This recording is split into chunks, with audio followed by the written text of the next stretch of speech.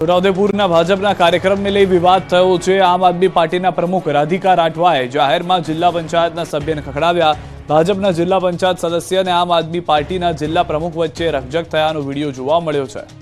છોટાઉદેપુર ભાજપના જિલ્લા પંચાયત સદસ્ય અને આમ આદમી પાર્ટીના જિલ્લા પ્રમુખ વચ્ચે રકઝક।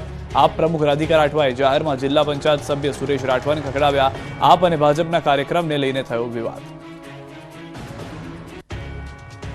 જામનગરમાં કોંગ્રેસની સમીક્ષા બેઠક યોજાઈ હતી। પ્રદેશ કોંગ્રેસ દ્વારા સ્થાનિક નેતાઓ સાથે બેઠકનો દોર શરૂ કરવામાં આવ્યો। કોંગ્રેસના ગુજરાત પ્રભારી મુકુલ વાસનિક, પ્રદેશ કોંગ્રેસ પ્રમુખ શક્તિસિંહ ગોહિલ, શૈલેષ પરમાર સહિતના નેતાઓ ઉપસ્થિત રહ્યા હતા। કુંવરબાઈ ધર્મશાળા ખાતે સ્થાનિક નેતાઓ સાથે બવડી મંડળની બેઠક યોજાઈ હતી। આગામી નગરપાલિકા અને ગ્રામ પંચાયતોની ચૂંટણીને લઈ કરાઈ સમીક્ષા। કડકડતી ઠંડી વચ્ચે દક્ષિણ ગુજરાતમાં માવઠું ત્રાટક્યું। ગુજરાતમાં માવઠાની આગાહી વચ્ચે દક્ષિણ ગુજરાતમાં માવઠાએ દસ્તક દઈ દીધી। દક્ષિણ ગુજરાતમાં કડકડતી ઠંડી વચ્ચે આકાશમાંથી કહેર વરસતા ખેડૂતોના જીવ તાળવે ચોંટી ગયા। વલસાડ જિલ્લામાં મોડી રાત્રે અચાનક વાતાવરણ બદલાઈ ગયું। આકાશમાંથી ઠંડીના કહેરની બદલે વરસાદરૂપી કહેર વરસતા ખેડૂતોની ચિંતામાં વધારો થયો। ધરમપુર સહિતના તાલુકામાં વરસાદ પડતા ખેતરોમાં ઊભા પાકને નુકસાનની ભીતિ છે। વરસાદને લઈ કેરીના પાકને નુકસાનની ભીતિ સેવાઈ રહી છે। આ બાજુ ડાંગનું વાતાવરણ પણ બદલાઈ ગયું છે। ડાંગના ભર શિયાળે માવઠા જેવો માહોલ સર્જાયો। 4 દિવસથી વાદળછાયું વાતાવરણ સર્જાતા અહીં શિયાળુ પાકોને લઈને ખેડૂતોમાં ચિંતા છે। વહેલી સવારે વરસાદી ઝાપટું પડતા રોડ ભીના થઈ ગયા છે। ભર શિયાળે વરસાદ થતા ખેડૂતોને પાકને નુકસાન જવાની ભીતિ સેવાઈ રહી છે।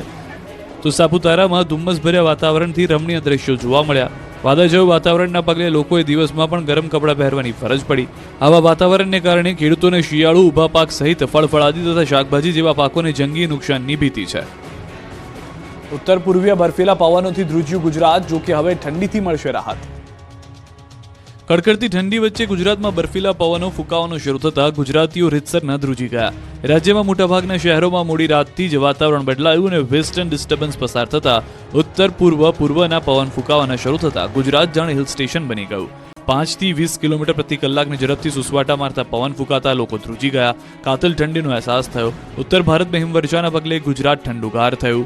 લઘુત્તમ તાપમાનમાં 1 થી 2 ડિગ્રી સેલ્સિયસનો વધારો નોંધાયો। છેલ્લા 24 કલાકમાં રાજ્યમાં સૌથી ઓછું લઘુત્તમ તાપમાન નલિયામાં નોંધાયું। નલિયામાં ફક્ત 24 કલાકમાં 3 ડિગ્રી સેલ્સિયસ કરતાં વધુનો ઘટાડો નોંધાયો। નલિયામાં 6 ડિગ્રી સેલ્સિયસ નોંધાયો। આ ઉપરાંત અન્ય 4 મહાનગરના લઘુત્તમ તાપમાનમાં 1 થી 2 ડિગ્રી સેલ્સિયસનો વધારો થયો। અમદાવાદમાં છેલ્લા 24 કલાક દરમિયાન 13.7 ડિગ્રી, વડોદરામાં 15.8 ડિગ્રી, રાજકોટમાં 10.7 ડિગ્રી તાપમાન નોંધાયું। જોકે રાહતની વાત એ છે કે આગામી 48 કલાકમાં ઠંડીથી રાહત મળશે। ત્યારે હવામાન વિભાગે આગાહી કરી છે કે આગામી 48 કલાકમાં 2 થી 3 ડિગ્રી તાપમાન વધી જશે। 2 દિવસ બાદ કાતિલ ઠંડીમાં રાહત મળશે। જો કે 2 દિવસ 15 થી 20 કિલોમીટર ઝડપે પવન ફૂંકાતો રહેશે। તો હવામાન નિષ્ણાત અંબાલાલે આગાહી કરી છે કે 18 જાન્યુઆરીથી 20 જાન્યુઆરી હવામાનમાં પલટો આવશે।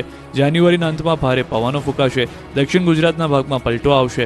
27, 28, 29 જાન્યુઆરીએ કમોસમી વરસાદની શક્યતા વ્યક્ત કરી છે। હવામાનની વિપરીત અસરને કારણે ઊભા પાકમાં રોગની ભીતિ સેવાઈ રહી છે। રાજ્યના ખેડૂતોને મોટો ફટકો, ઇફકોએ રાસાયણિક ખાતરના ભાવમાં કર્યો વધારો। રાજ્યના ખેડૂતોને ઇફકોએ મોટો ઝટકો આપ્યો છે। ઇફકોએ રાસાયણિક ખાતરના ભાવમાં વધારો કર્યો। રાસાયણિક ખાતરમાં પ્રતિ 50 કિલોના ભાવમાં 250 રૂપિયાનો ભાવ વધારો કરવાનો નિર્ણય લેવામાં આવ્યો। એનપીકે 10-26-26ના ભાવમાં ₹250, તો એનપીકે 12-32-16ના ભાવમાં ₹250નો વધારો કરવામાં આવ્યો। પ્રતિ 50 કિલો રાસાયણિક ખાતરની થેલીના ભાવ 1720 રૂપિયા થયા અને નવો ભાવ વધારો 3 જાન્યુઆરીથી અમલમાં આવ્યો। રાસાયણિક ખાતરમાં વધારો થતાં ખેડૂતોના ખેત ઉત્પાદનના ખર્ચમાં પણ વધારો થશે। રવિ અને ખરીફ વાવેતરમાં રાસાયણિક ખાતરનો ઉપયોગ થાય છે।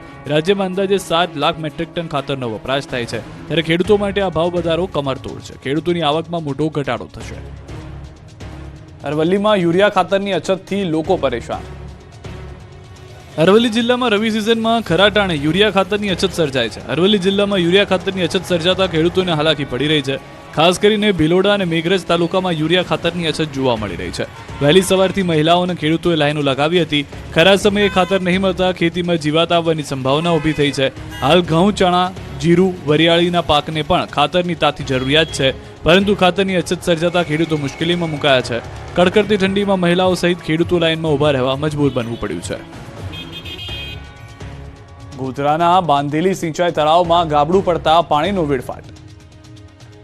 પંચમહાલના ગોધરાના બાંધેલી સિંચાઈ તળાવમાં ગાબડું પડતા હજારો લીટર પાણીનો વેડફાટ થયો. એક તરફ તળાવમાં પાઇપલાઇન નાખી પાણી ભરવા માટે લાખોનો ખર્ચ કરવામાં આવી રહ્યો છે અને બીજી તરફ ચોમાસામાં સંગ્રહ થયેલું પાણી જાળવણીના અભાવે ખાલી થઈ રહ્યું છે. નાની સિંચાઈ વિભાગે તળાવમાં પ્રવેશ અને પાણીનો પરવાનગી વિના ઉપયોગ નહીં કરવા નોટિસ બોર્ડ લગાવ્યું છે અને તેમની જ યોજનાની કેનાલમાંથી નિરર્થક પાણી વહેતા તળાવ ખાલી થવા લાગ્યું છે. કેનાલમાં ભંગાણ થતાં પાણી કોતરમાં છેલ્લા કેટલાક દિવસોથી વહી રહ્યું છે, છતાં તંત્રના પેટના પાણી હલતું નથી.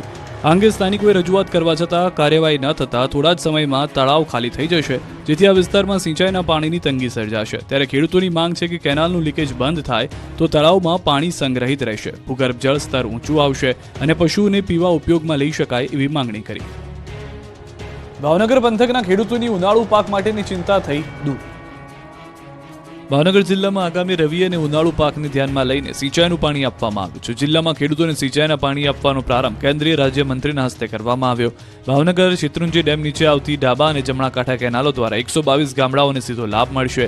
ભાવનગર, તળાજા, મહુવા, પાલીતાણા અને ઘોઘાના ગામડાઓને શેત્રુંજી ડાબા અને જમણા કાંઠાની કેનાલમાં પાણી છોડવાનો પ્રારંભ કરાવવામાં આવ્યો છે. કેનાલમાં પાણી છોડવાથી ખેડૂતોને પિયત માટે પાણી મળવાથી રવિ અને ઉનાળુ પાક માટેની ચિંતા દૂર થઈ છે. પ્રથમ દિવસે ડાબા અને જમણા કાંઠામાં 50-50 ક્યુસેક પાણી છોડવામાં આવ્યું છે. આગામી એપ્રિલ માસ સુધીમાં કુલ 11,550 હેક્ટર જમીનને પૂરતો લાભ મળવાનો છે. ભાવનગરના 5 તાલુકાને પાણી મળતું રહેશે. શેત્રુંજી ડેમ 34 ફૂટે ઓવરફ્લો થાય છે અને સિંચાઈ માટે 15 ફૂટની સપાટી સુધી પાણી સિંચાઈ માટે આપવામાં આવે છે અને પીવાના પાણી માટે 15 ફૂટ સુધીનું સ્ટોરેજ રાખવામાં આવે છે. આ તરફ હિંમતનગર પંથકના ખેડૂતોની પણ સિંચાઈની સમસ્યા થઈ દૂર. સાબરકાંઠાની હિંમતનગરની હાથમતી જળાશયમાં યોજનાની કેનાલ દ્વારા પાણી અપાશે. તબક્કાવાર 50 ક્યુસેક પાણી આપવાની શરૂઆત કરાતા રવિ પાકોનું વાવેતર કરતા ખેડૂતોમાં ખુશીનો માહોલ વ્યાપ્યો છે. સાબરકાંઠાના હિંમતનગર પ્રાંતિજ સહિત ગાંધીનગર તેમજ દહેગામ તાલુકાના 74થી વધારે ગામડાઓમાં પાણી અપાશે, જેમાં બટાકા, શાકભાજી, ઘઉં, ચણા, તમાકુ સહિતના પાકો માટે પાણીની વ્યાપક જરૂરિયાત રહેતી હોય છે, જે અંતર્ગત આગામી 15મી નવેમ્બર સુધી પાણી આપવાની શરૂઆત કરી છે. સાથોસાથ તબક્કાવાર 5 વખત ડાબા કાંઠાની કેનાલથી પાણી આપવાની શરૂઆત કરતા ખેડૂતોમાં પણ આનંદની લહેર છવાઈ છે. હાલ હાથમતી જળાશયમાંથી આ ત્રીજું પાણી અપાઈ રહ્યું છે, જેના કારણે ખેડૂતોમાં ખુશીનો માહોલ જોવા મળ્યો છે. 76 જેટલા ગામડાઓમાં 3500 હેક્ટર જમીન માટે પાણીનો સરળ વિકલ્પ બની રહ્યો છે. ઠંડીના કહેરથી માછીમારોની કમર તૂટી. પોરબંદર સહિતના માછીમારોની કમર ઠંડીના કહેરથી ભાંગી છે. પોરબંદર જિલ્લામાં માછીમારી ઉદ્યોગ સાથે અનેક પરિવારો સંકળાયેલા છે, પરંતુ માછીમારોનો વ્યવસાય દિવસે ને દિવસે મૃતપાય બની રહ્યો છે. દર વર્ષે અનેક માછીમારો આર્થિક બોજા તળે દબાઈ રહ્યા છે. ત્યારે હાલ રાજ્યભરમાં પડી રહેલી ભારે ઠંડીના કારણે માછીમારોને પણ ભોગવવાનો વારો આવ્યો છે. ઠંડી પડવાને કારણે દરિયામાં માછલીઓ ઊંડે સુધી જતી રહેવાથી માછીમારોને પૂરતા પ્રમાણમાં માછલીનો જથ્થો મળતો નથી.